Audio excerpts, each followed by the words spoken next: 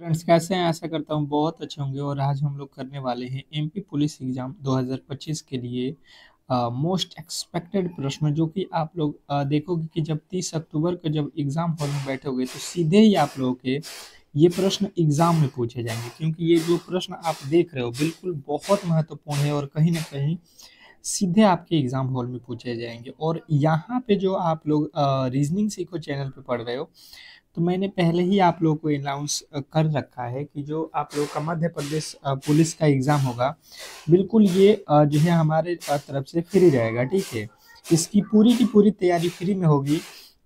तो जो भी मेरे दोस्त अब तक जो है क्लास से नहीं जुड़े हैं तो बिल्कुल जुड़ जाइए, क्योंकि क्लास से जो है आप लोगों को बिल्कुल फ्री में प्रोवाइड होता है। और एक क्लास चलता है सुबह के 6 AM पे, और एक चलता है 2 PM पे। तो ये दो क्लासेज अगर आप देख लेते हो तो बिल्कुल कहीं न कहीं आप बिल्कुल बहुत करीब हो जाओगे एग्ज़ाम के। और थोड़े से मेहनत हमारे साथ करोगे तो बिल्कुल आप एग्ज़ाम क्रैक करोगे। 30 तारीख को देखना, बहुत बड़ा स्कोर करोगे, क्योंकि जो मैं प्रश्न करा रहा हूँ कहीं न कहीं आपके एग्ज़ाम के रिलेटेड बहुत महत्वपूर्ण टॉपिक चल रहा है। ठीक है? तो फटाफट से प्रश्नों को सॉल्व करेंगे, क्योंकि यहाँ पे प्रश्न काफ़ी ज़्यादा है और हर एक सब्जेक्ट से है, तो बिल्कुल टाइम लगेगा। तो फटाफट से क्लासेज स्टार्ट कर लेते हैं। तो चलिएगा, फर्स्ट प्रश्न आपके सामने है और फटाफट से आप कोशिश करना कि इस प्रश्न के उत्तर आप भी मेरे साथ देते रहना, क्योंकि जब एग्जाम हॉल में बैठोगे तो इन प्रश्नों को तो जवाब आप लोगों को ही देना पड़ेगा। ठीक है? तो आप कोशिश करो कि इन प्रश्नों के जवाब आप खुद से दो। ठीक है? तो चलिएगा, क्लास को स्टार्ट करने से पहले आप लोगों से छोटी सी रिक्वेस्ट है कि जो भी मेरे दोस्त क्लास को लाइक नहीं किए हैं तो लाइक कर लेंगे, और चैनल को सब्सक्राइब नहीं किए हैं तो सब्सक्राइब कर लीजिए, क्योंकि ऐसे क्लास आप लोगों को बिल्कुल हम रेगुलर कराते रहेंगे। ठीक है? चलिएगा, अब देख लीजिए, यहाँ पे पहला कह रहा है कि श्रेणी में अगली जो है संख्या ज्ञात कीजिए। जो श्रेणी आप लोग देख रहे हो इसमें जो है अगली संख्या आप लोगों को बताना है। फटाफट से आपके जवाब आना चाहिए कि इसमें अगला जो है आप लोगों का उत्तर क्या होने वाला है, मतलब इस वाट के स्थान पे कौन सी संख्या आने वाली है, ये प्रश्न में पूछा गया है।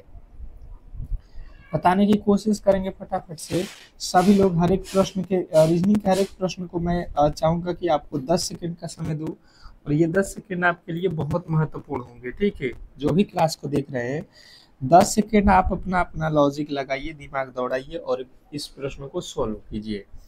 जैसे मैंने समझने की कोशिश किया तो 3 से 5 हुआ, मतलब अगर हम देखेंगे तो 2 जोड़ दिया है। 5 से 12 हुआ, मतलब 7 जोड़ दिया। 12 से 21 हुआ, मतलब 12 9 21। उसके बाद से देखो 46 लिख दिया, मतलब यहाँ पे 25 जोड़ दिया। क्या कोई लॉजिक यहाँ पे हमें समझ में आ रहा है? 2 7 9 25, बिल्कुल कोई भी लॉजिक आपको यहाँ पे समझ में नहीं आ रहा है।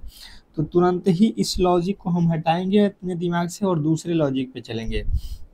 जैसे 3 लिखा है और मैंने 3 को रखा हुआ है, और 3 में 2 से गुणा कर दिया, 1 घटा दिया, तो 3 दूना 6, 6 में से 1 घटाएंगे 5। फिर उसी प्रकार मैंने 5 जो है अगला संख्या 5, तो 5 में 2 से गुणा कर दिया 10, और 10 में इस बार 2 जोड़ दिए। पहले 1 घटाया था, इस बार 2 जोड़ेंगे तो 12 हो जाएगा। फिर उसी प्रकार जो है 12 को रखेंगे और 12 में क्या करेंगे, 2 से गुणा, और क्या करेंगे इस बार जोड़ना नहीं है, घटाना पड़ेगा ना। एक बार जोड़ना है, एक बार घटाना है। तो इस बार कितना घटाएंगे, 12 दूना 24, और इसमें से 3, पहले 1 घटाए थे, फिर 2 जोड़े, फिर 3 घटाए, तो यहाँ पे आप लोगों का 21 हो जाएगा। फिर 21 से आप लोगों को क्या करना है, 2 से गुणा, और इसमें क्या करना है, 21 में 2 से गुणा कर दो और 4 जोड़ दो। 21 दूना 42, 4 46। फिर उसी प्रकार यहाँ पे 42 में 2 से गुणा करेंगे तो 42 दूना कितना हो जाएगा, 86। 86 में क्या करना है, जोड़ दिए हैं तो घटाना पड़ेगा। कितना घटाएंगे हम लोग, तो 4 के बाद कितना घटाएंगे, 5। तो 5 आप देख लो कितना होता है, 86 में से 5 जाएगा 81, सॉरी 86 दूना कितना होता है, 90, 92।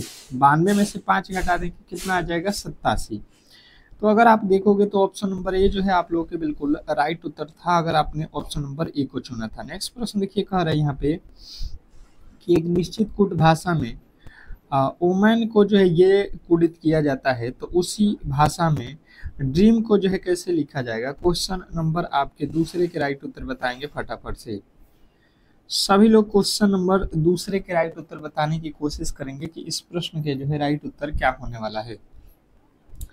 क्योंकि प्रश्न बहुत इंपॉर्टेंट है और कहीं ना कहीं आप ऐसे प्रश्नों को अगर नहीं पढ़ते हैं क्लास में और नहीं प्रैक्टिस करते हैं तो बिल्कुल बहुत प्रॉब्लम हो सकता है आप लोगों को आगे चल के। तो डेली ही प्रैक्टिस कीजिए ताकि ये प्रश्न आपको बिल्कुल ईजी लगने लगे, ठीक है। तो इस प्रकार से यहाँ पे लिखा हुआ है आपका एक्स लिखा है, पी लिखा है, ओ लिखा है, डी लिखा है और यहाँ पे क्यूब लिखा है, ठीक है। जैसे मैंने समझने की कोशिश की तो यहाँ से देखो W 23 पे होता है, X कितने पे होता है 24 पे, यानी कि प्लस का 1 कर दिया है, ठीक है। P होता है कितना पे 15 पे और 16 पे होता है जो है सॉरी वो होता है 15 पे, P होता है 16 पे, M होता है 13 पे, O होता है 15 पे, यानी कि यहाँ पे 2 जोड़ दिया है। A से D लिखा है मतलब यहाँ पे 3 जोड़ दिया है। और यहाँ पे देखेंगे ईयान होता है कितने पे और 14 पे, और क्यू होता है 17 पे, यानी कि 3 जोड़ दिया, ठीक है। मतलब पहले 2 2 फिर सॉरी 1 1 फिर 2 जोड़ दिया एक में और फिर 3 3, तो वही लॉजिक आपको भी लगाना है। और डी में 1 जोड़ दो क्या आ जाएगा, ई आ जाएगा, यानी कि यस से लिखा हुआ है बिल्कुल गलत।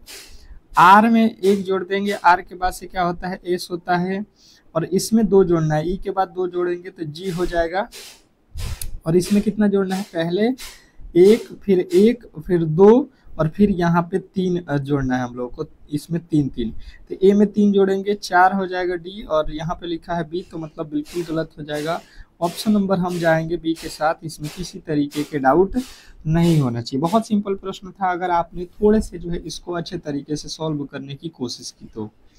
नेक्स्ट प्रश्न कह रहा है कि एक लड़का उत्तर पश्चिम की ओर 7 किलोमीटर चलता है, फिर दाएं मुड़ता है और 3 किलोमीटर चलता है, फिर जो है बाएं मुड़ता है और 6 किलोमीटर चलता है, फिर जो है गंतव्य तक पहुंचता है। लड़के द्वारा तय की गई दूरी आप लोग को बताना है। Question number 3। तीसरे नंबर प्रश्न के राइट उत्तर बताने की कोशिश करेंगे सभी लोग कि क्या होने वाला है। क्वेश्चन नंबर तीसरे प्रश्न के राइट उत्तर बताने की कोशिश करेंगे सभी लोग कि इस प्रश्न का जो है राइट उत्तर क्या होने वाला है, क्योंकि प्रश्न बहुत महत्वपूर्ण है और कहीं ना कहीं आपके सीधे एग्जाम हॉल में ये प्रश्न पूछे जाएंगे।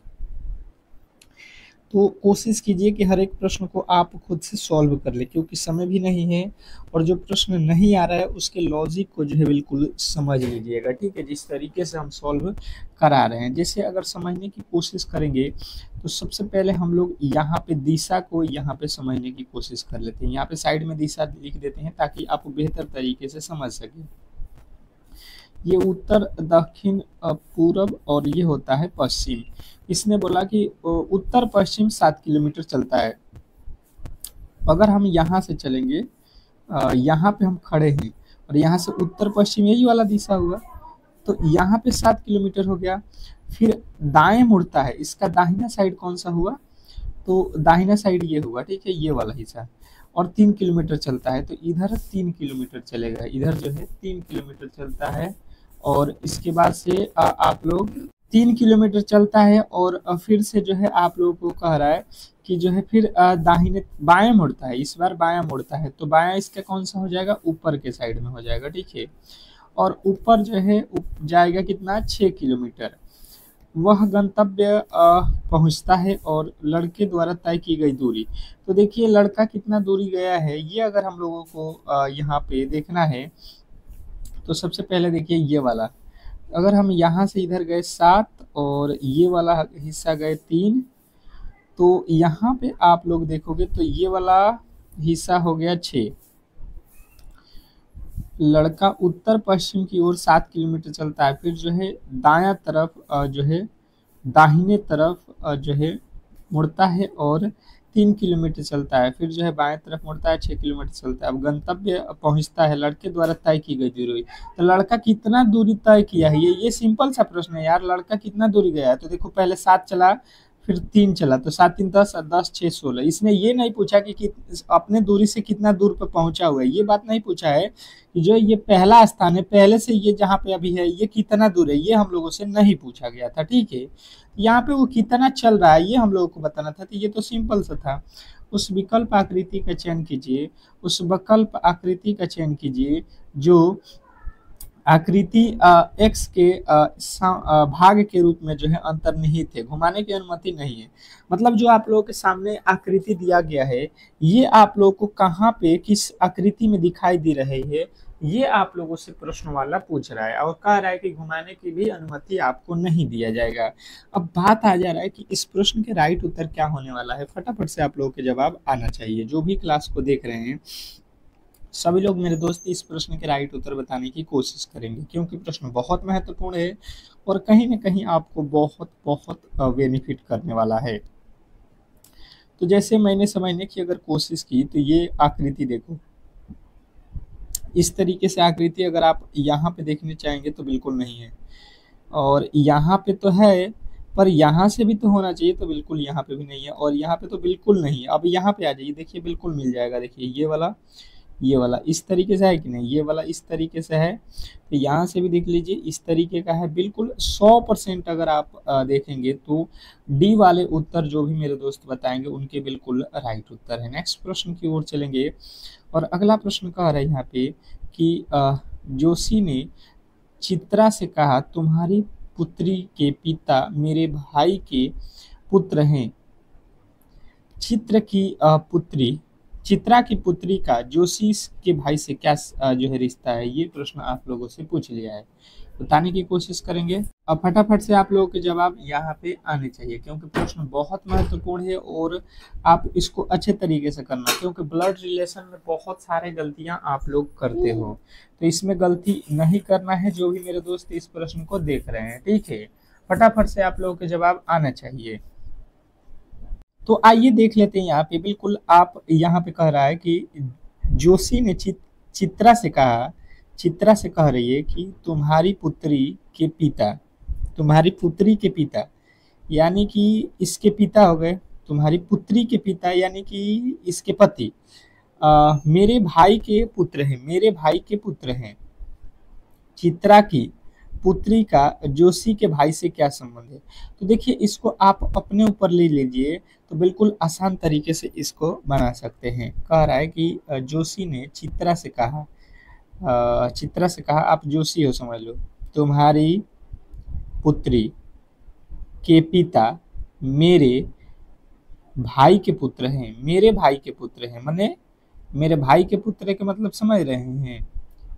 मेरे भाई के पुत्र का मतलब ये हुआ कि जो इसका पति है चित्रा का, वो इसका भाई होगा, तभी तो भाई के पुत्र हैं। इसके भी भाई होंगे तो पुत्र है। अब कह रहा है चित्रा की पुत्री का जोशी के भाई से क्या संबंध है। तो जोशी के भाई से क्या संबंध होगा, तो जोशी के भाई कौन लगेगा इसका, ये पूछ रहा है। तो देखिए यहाँ पे चित्रा का ये कौन होगा, पिता का भाई क्या लगता है, तो आप कहोगे यहाँ पे बिल्कुल चाचा लगेगा। ऑप्शन आपका बी। नेक्स्ट प्रश्न देखिए कह रहा है कि दिए गए पैटर्न का ध्यानपूर्वक अध्ययन कीजिए और संख्याओं को चुनिए जिसमें प्रश्नवाचक चिन्ह के स्थान पे आ सकती है। ठीक है, प्रश्नवाचक चिन्ह के स्थान वाली संख्या हम लोगों से पूछ लिया। जैसे इस वाट के स्थान पे कौन सी संख्या होने वाली है। 10 सेकेंड का समय है और जवाब आप लोगों को फटाफट से आना चाहिए। फटाफट से जो है 10 सेकेंड में आपके उत्तर आ जाना चाहिए कि ए होगा, बी होगा, सी होगा या डी होगा।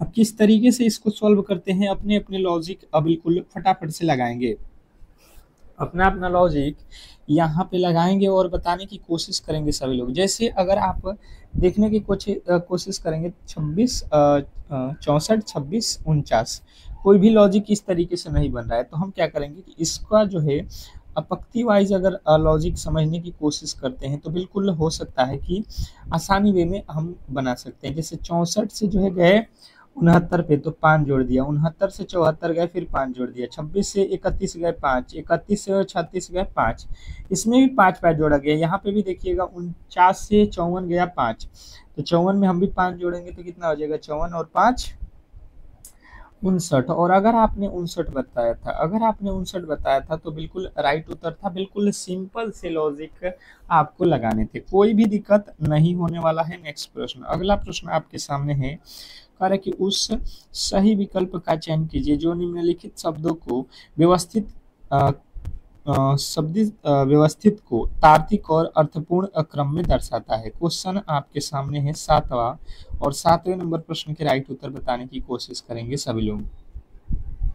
क्वेश्चन नंबर 7वां जो है आप लोग को सही क्रम में जो है इसको जो है लिखना है, ठीक है। 10 सेकंड का समय रहेगा। इसका कहने का मतलब ये है कि ये जो पांचों अक्षर लिखा गया इसमें सबसे पहले क्या आता है और इसके बाद से जो है क्या होता है, ये जो है एक क्रम हमको बताना है कि सबसे पहले इसमें क्या होगा, फिर उसके बाद क्या होता है, फिर उसके बाद क्या होता है। इस तरीके से इस प्रश्न का जो है कहने का मतलब है। तो बताने की कोशिश करेंगे कि इस प्रश्न का जो है राइट उत्तर क्या होने वाला है। बहुत गंभीर प्रश्न है और आप इसको गंभीर तरीके से ही रखेंगे तो बिल्कुल आसानी तरीके से सॉल्व कर पाएंगे। जैसे बीज होता है सबसे पहले, या वृक्ष हो जाएगा, या अ, फर्नीचर हो जाएगा, या लकड़ी, या पौधा। तो आप कहोगे सबसे पहले तो हम लोग बीज का यूज करेंगे, बीज यूज करते हैं, और बीज के बाद से क्या बनता है, वो जब जमेगा तो उसके बाद से वो बन जाएगा पौधा, पौधा बन जाएगा पौधा। पौधा बनने के बाद से उसको वृक्ष बोलते हैं। जब उससे बड़ा हो जाएगा तो वृक्ष के रूप में आ जाएगा, वो दो हो जाएगा, और दो हो जाएगा।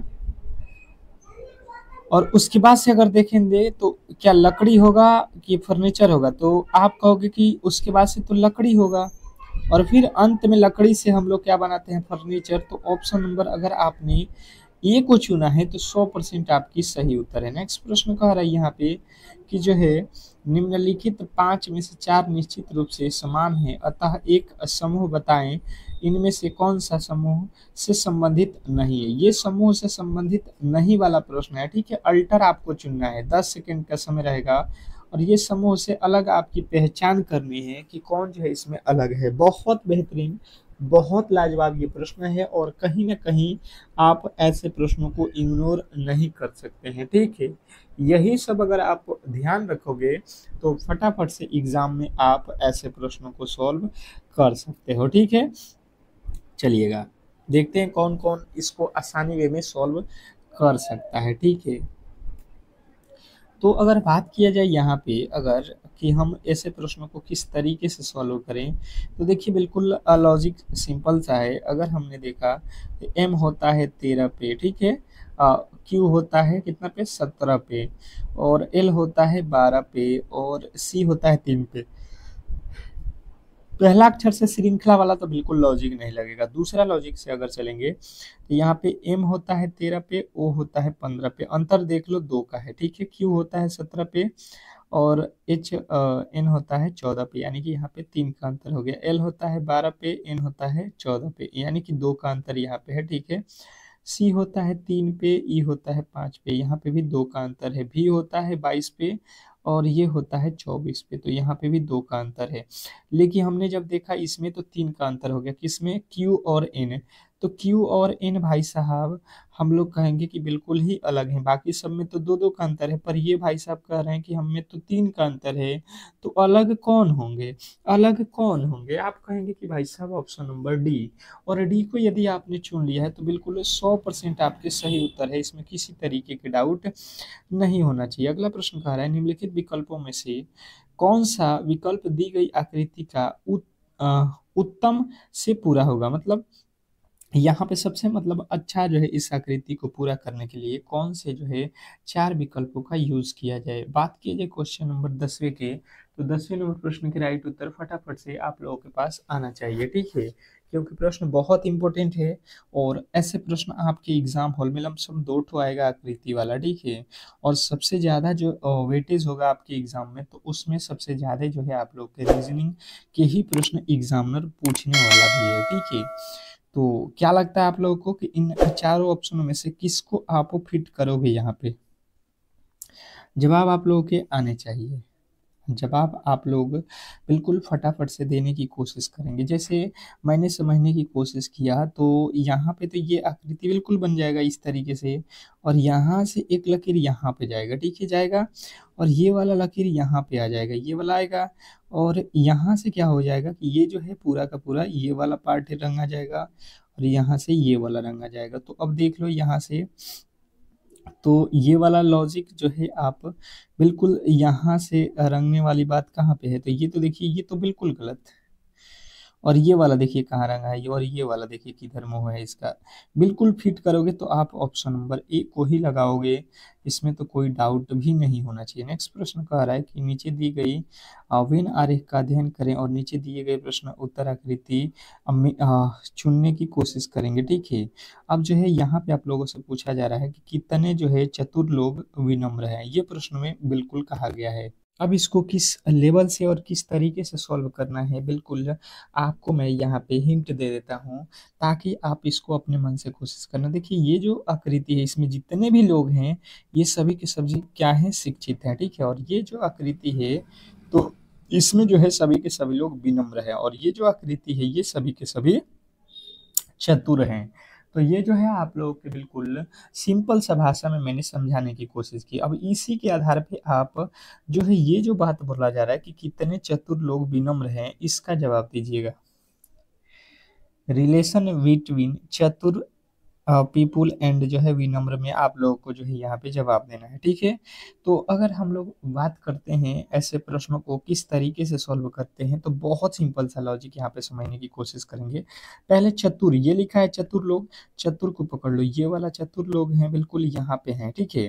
और विनम्र लोग कहाँ हैं, तो यहाँ पे विनम्र हैं, ठीक है, ये विनम्र हैं। बाकी जो है हम लोगों को इससे भाई साहब कुछ भी लेना देना नहीं है। ये जो लोग हैं इनसे हमको, शिक्षित लोगों से कोई भी यहाँ पे जिक्र नहीं है, तो ये हम बिल्कुल नहीं ध्यान देंगे। इसने बोला है कि कितने चतुर लोग विनम्र हैं, तो देखिए यहाँ पे बीच में ये देख लीजिए कि कितने चतुर लोग विनम्र के अंदर आ रहे हैं। तो आप कहोगे भाई साहब 12 लोग, इसमें तो किसी तरीके के डाउट भी नहीं होना चाहिए, ऑप्शन नंबर डी। बहुत सिंपल प्रश्न था और बहुत इजी वे में मैंने कोशिश किया है कि आप समझ जाएं, ताकि ऐसे प्रश्नों में आगे जो है चल के कभी भी आपको प्रॉब्लम ना हो, ठीक है। अब चलते हैं फटाफट से अगले प्रश्न की ओर, और अगला प्रश्न आपसे जीके का पूछ लिया गया है, ठीक है। जवाब आप लोगों को फटाफट से आना चाहिए। कह रहा है कि मध्य प्रदेश में सर्वाधिक वन किस पेड़ के पाए जाते हैं। वन जो है आप लोगों को बताना है कि वन तो सबसे ज्यादा मध्य प्रदेश में पाया जाता है, पर यहाँ पे ये बोला गया है कि सर्वाधिक वन जो है पेड़ पाए जाने वाला जो है कौन सा है। तो अगर बात किया जाए कि मध्य प्रदेश में सबसे अधिक वन कौन सा पेड़ का होता है, तो सागौन, सागौन जो होता है सागवान, अगर आपने ये बताया है सागौन, ऑप्शन नंबर बी तो बिल्कुल राइट उत्तर है, ठीक है। नेक्स्ट प्रश्न की ओर चलेंगे और अगला प्रश्न पूछा जा रहा है कि मध्य प्रदेश का सबसे बड़ा जो है नगर कौन सा है। मध्य प्रदेश का सबसे बड़ा नगर कौन सा है, क्वेश्चन नंबर 3। बात किया जाए क्वेश्चन नंबर तीसरे का, तो फटाफट से आप लोगों के जवाब आना चाहिए, ठीक है। मध्य प्रदेश का सबसे बड़ा नगर का बात किया जाए तो इंदौर जो है सबसे बड़ा नगर है अभी फिलहाल में। ऑप्शन नंबर अगर आपने ए को बनाया बताया है क्वेश्चन नंबर जो है तीसरे का राइट उत्तर, तो बिल्कुल राइट उत्तर है। 1 मिनट, क्वेश्चन नंबर तीसरा में सबसे बड़ा, तो यार जो है भोपाल ना हो जाएगा यार, यहाँ पे तो राजधानी भोपाल है ना, ये भी लॉजिक से इंदौर कैसे हो जाएगा। सबसे बड़ा नगर भोपाल है तो यही तो राजधानी भी है जो है मध्य प्रदेश का। सॉरी। नेक्स्ट प्रश्न, अगला प्रश्न देखिए कह रहा है कि मध्य प्रदेश में रेलवे स्प्रिंग बनाने का जो है कारखाना कहाँ है। मध्य प्रदेश में रेलवे स्प्रिंग बनाने का कारखाना आप लोगों से पूछा गया है कि ये जो है कारखाने कहाँ पे हैं। क्वेश्चन नंबर आपके 5। पांचवा नंबर प्रश्न आप लोगों के सामने है, बताने की कोशिश करेंगे सभी लोग। मध्य प्रदेश में रेलवे स्प्रिंग बनाने की तो बात किया जाए तो ये तो बनता है ग्वालियर में। अगर आपने बिल्कुल पिछले क्लास पढ़े हैं तो बिल्कुल ये प्रश्न भी आपके एग्जाम में आया हुआ है। अब देखिए ये तो दोबारा रिपीट हो गया। अगला प्रश्न देखिए कह रहा है कि मध्य प्रदेश का कोयला उत्पादन में भारत में कौन सा स्थान है। मध्य प्रदेश का कोयला उत्पादन में जो है आप लोगों को स्थान पूछा गया है, क्वेश्चन नंबर 6। 6वें नंबर प्रश्न के राइट उत्तर बताने की कोशिश करेंगे कि इस प्रश्न का राइट उत्तर क्या होने वाला है। मध्य प्रदेश का कोयला उत्पादन में कौन सा स्थान है, तो छठे नंबर प्रश्न का राइट उत्तर हो जाएगा, पांचवा जो है स्थान पड़ता है भारत में कोयला उत्पादन में मध्य प्रदेश का। यानी ऑप्शन नंबर ए आपके बिल्कुल 100% सही उत्तर है। मध्य प्रदेश में कुल कितने जिले हैं, मध्य प्रदेश में कुल कितने जिले हैं, ये आप लोगों से पूछा गया है, क्वेश्चन नंबर 7। बात किया जाए क्वेश्चन नंबर 7वें का, तो फटाफट से आप लोगों के राइट उत्तर आने चाहिए। मध्य प्रदेश में कुल कितने जो है जिले हैं, फटाफट से आप बताओगे ए बी सी डी करके। ABCD करके फटाफट से आप लोगों के राइट उत्तर आना चाहिए। तो जिन्होंने भी बताने की कोशिश की है कि 55 जिले हैं, तो बिल्कुल राइट उत्तर हो जाएगा ऑप्शन नंबर सी। नेक्स्ट प्रश्न की ओर चलेंगे और अगला प्रश्न कह रहा है कि मध्य प्रदेश की राजधानी कहाँ है। तो मैंने तो आपको क्लास शुरू में ही बता दिया था कि मध्य प्रदेश की राजधानी कहाँ है, तो ये तो कमेंट बॉक्स में सभी के जवाब आना चाहिए। अगला प्रश्न कह रहा है कि मध्य प्रदेश में कुल कितनी जो है विधान सभा की सीटें हैं। सॉरी, मध्य प्रदेश में कितनी जो है विधानसभा की सीटें हैं, क्वेश्चन नंबर 9। बताएंगे सभी लोग कि 9वें नंबर प्रश्न के राइट उत्तर क्या होने वाला है। क्वेश्चन नंबर 9 का बात किया जाए तो जिन्होंने बताया है 330 सीटें, सॉरी 230 सीटें, ऑप्शन नंबर सी तो बिल्कुल राइट उत्तर है। नेक्स्ट प्रश्न की ओर चलेंगे और अगला प्रश्न कह रहा है कि मध्य प्रदेश में कुल कितनी जो है लोकसभा सीटें हैं। मध्य प्रदेश में लोकसभा की सीटों की संख्या बहुत बार एग्जाम में पूछा गया प्रश्न है, तो इन प्रश्नों को कहीं ना कहीं आप नोट करना, ठीक है, तब जाके इसके फायदे आप लोगों को देखने को मिलेगा। तो जिन्होंने भी बताया है यहाँ पे कि 29 सीटें हैं, तो बिल्कुल राइट उत्तर है। नेक्स्ट प्रश्न की ओर चलेंगे और अगला प्रश्न आपके सामने है कि मध्य प्रदेश में कुल कितनी जो है राज्यसभा की सीटें हैं। मध्य प्रदेश में कुल जो है राज्यसभा की सीटों की संख्या का बात की जाए तो बताने की कोशिश करेंगे। 11वें नंबर प्रश्न, मध्य प्रदेश में कुल कितनी राज्यसभा की सीटें हैं। तो जिन्होंने भी बताया है यहाँ पे कि 11 सीटें हैं, ऑप्शन नंबर ए तो बिल्कुल राइट उत्तर है। नेक्स्ट प्रश्न कह रहा है कि मध्य प्रदेश की प्रथम पर्यटन नगरी कौन सी है। मध्य प्रदेश की प्रथम पर्यटन नगरी कौन सी है, क्वेश्चन नंबर 12। 12वें नंबर प्रश्न के राइट उत्तर बताएंगे सभी लोग। क्वेश्चन नंबर 12 का बात किया जाए तो जिन्होंने बताया है शिवपुर, तो बिल्कुल शिवपुरी बिल्कुल राइट उत्तर है। मध्य प्रदेश की प्रथम पर्यटन जो है नगरी है। नेक्स्ट प्रश्न की ओर चलेंगे और अगला प्रश्न कह रहा है यहाँ पे कि मध्य प्रदेश में काली मिट्टी कितने प्रतिशत भाग में पाई जाती है। क्या पूछा गया है, आप लोगों को ये सबसे पहले ध्यान देना है, ठीक है। जो मध्य प्रदेश है उसमें काली मिट्टी का जो परसेंटेज है वो कितना है। टोटल जो मध्य प्रदेश है उसका कितना परसेंट भाग जो है काली मिट्टी से है, क्वेश्चन नंबर 13। तो जिन्होंने भी बताया है यहाँ पे कि मध्य प्रदेश का 61% भाग जो है काली मिट्टी से घिरा हुआ है, तो बिल्कुल राइट उत्तर है। नेक्स्ट प्रश्न कह रहा है कि मध्य प्रदेश का सबसे बड़ा शहर कौन सा है। मध्य प्रदेश का सबसे बड़ा शहर, ये तो प्रश्न रिपीटेड हो गया है, तो अब जो है इसके राइट उत्तर कमेंट बॉक्स में सभी लोग बताएंगे। नेक्स्ट प्रश्न देखिए कह रहा है मध्य प्रदेश का सबसे बड़ा जिला कौन सा है क्षेत्रफल में। मध्य प्रदेश का सबसे बड़ा जिला जो है क्षेत्रफल की दृष्टि से आप लोगों को बताना है कि कौन सा राइट उत्तर है। मध्य प्रदेश का जिला जो है कौन सा बड़ा है, ये क्षेत्रफल के अकॉर्डिंग अगर आपको बताना है तो छिंदवाड़ा जो है आप लोगों को याद रखना है। नेक्स्ट प्रश्न देखिए कह रहा है कि मध्य प्रदेश का राजकीय पशु कौन सा है। मध्य प्रदेश का राजकीय पशु कौन सा है, 16वें नंबर प्रश्न के राइट उत्तर बताएंगे। मध्य प्रदेश का जो है राजकीय पशु, तो बात की जाए 16वें नंबर का तो 12 सिंगा जो है आपके बिल्कुल राइट उत्तर है। नेक्स्ट प्रश्न कह रहा है कि मध्य प्रदेश का राजकीय वृक्ष, तो मध्य प्रदेश का राजकीय वृक्ष तो हम लोगों ने पढ़ लिया है, क्वेश्चन नंबर 17 एक बार मैंने पढ़ाया भी था इसको। कौन कौन बताएगा इस प्रश्न का राइट उत्तर, तो जिन्होंने बताया बरगद बिल्कुल राइट उत्तर है। नेक्स्ट प्रश्न कह रहा है कि मध्य प्रदेश के सर्वाधिक क्षेत्र में कौन सा जो है फसल बोई जाती है। मध्य प्रदेश के सर्वाधिक क्षेत्रों में कौन से वन बोए जाते हैं। तो बात किया जाए कि धान सबसे अधिक क्षेत्रों में बोए जाते हैं, ऑप्शन नंबर ए तो बिल्कुल राइट उत्तर है। नेक्स्ट प्रश्न की ओर चलेंगे और अगला प्रश्न कह रहा है कि मध्य प्रदेश के किस जिले में रानी लक्ष्मीबाई की जो है समाधि है। मध्य प्रदेश के किस जिले में रानी लक्ष्मीबाई की समाधि है, क्वेश्चन नंबर 19वें नंबर प्रश्न के राइट उत्तर बताएंगे सभी लोग।